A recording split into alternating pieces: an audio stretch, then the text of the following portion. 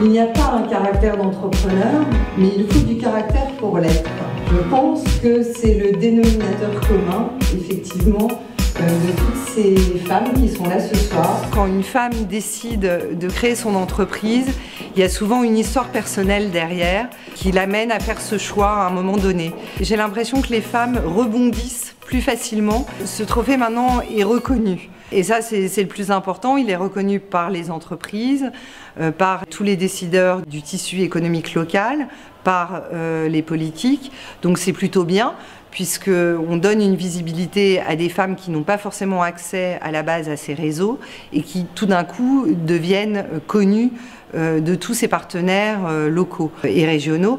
Donc je pense que ça, c'est vraiment une bonne chose. Je ne vois pas ce qui empêcherait les femmes d'avoir moins de qualité ou quelques différences avec ce qui peut être entrepris par les hommes. Comment concilier l'ensemble de ce qu'on a à faire finalement, parce qu'on évoque souvent la vie familiale, les enfants, mais on a aussi beaucoup d'autres responsabilités qui nous échouent très naturellement. L'audace, c'est ça, c'est accomplir ses projets, surtout les plus fous. Stéphanie Ledonne, entreprise Odyssée en Val-de-Loire. Je crois que dans les statistiques, il n'y a que 30% de femmes entrepreneurs. C'est pas évident parce qu'on gère aussi tous les à côté, la vie familiale. Donc il y a l'envers du décor et puis le déroulé. L'avantage d'être entrepreneur, c'est que c'est un choix. On sort un petit peu de son confort, de sa routine pour assouvir des passions, des rêves, des projets. C'est l'histoire d'une vie complètement parce que ça a commencé très très tôt, ça m'a pris très jeune, le virus, pas de chef d'entreprise, mais en tout cas d'un métier, le métier de guide. Je bombe pas le torse, mais je suis très honorée, très fière tout de même. Je suis fière de mon parcours, mais je le dois à toutes les personnes qui m'ont entourée, aujourd'hui les personnes qui étaient là, les personnes qui ont voté pour moi.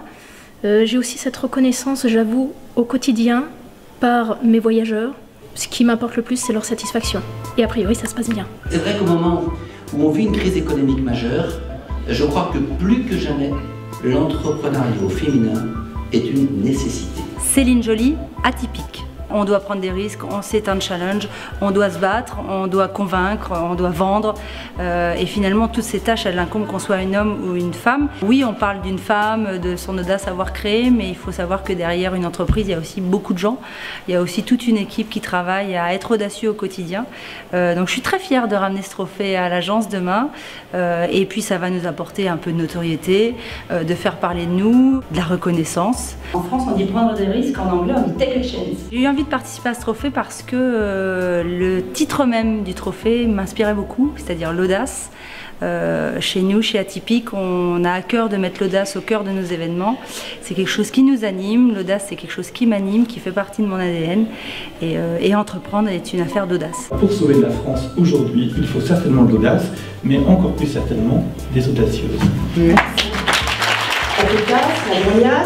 C'est vraiment sympa, l'audace, c'est super belle. Je voudrais dire que toutes les personnes qui ont un rêve, de le réaliser, parce que c'est vraiment dommage de le laisser dans un tiroir, et parce que ça peut être vraiment l'épanouissement d'une vie.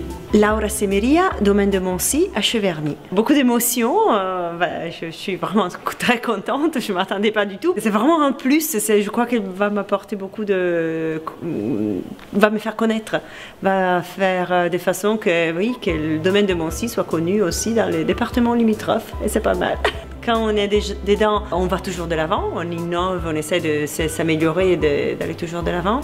Et donc, il ne faut pas se poser des questions, il faut y aller et il faut avoir de la vision peut-être. J'ai fêté il y a 15 jours les 10 ans de ma création d'entreprise. Et je constate avec bonheur que l'enthousiasme, la motivation et la passion qui m'animaient à mes débuts sont restés intacts. Toute l'audace que j'ai, c'est vraiment à elle que je le dois, elle qui est arrivée à Orléans dans les années 60, qui était l'une des premières infirmières de couleur de l'hôpital d'Orléans, qui a dû affronter beaucoup de choses. C'est elle qui me donne la force voilà, de tenir le cap et de continuer. Et voilà. L'audace, c'est de croire que je peux développer quelque chose alors que le marché n'existe pas actuellement. Je m'appelle Sophie Zeugin et mon entreprise s'appelle Color Ma Vie. Je suis fière ce soir parce que c'est pas évident de croire en quelque chose, d'y croire sur la longueur. J'ai pas suffisamment de confiance en moi pour me dire ouais c'est normal que ça vienne comme ça, non. C'est vrai que je n'aurais pas eu l'idée de me lancer là-dedans s'il n'y avait pas eu ce besoin d'abord de mon fils et puis ensuite au-delà du diabète, pour les haltères cardiaques, les haltères de tension, on se rend compte quand on s'intéresse au sujet que les laboratoires, eux, s'intéressent vraiment au côté médical.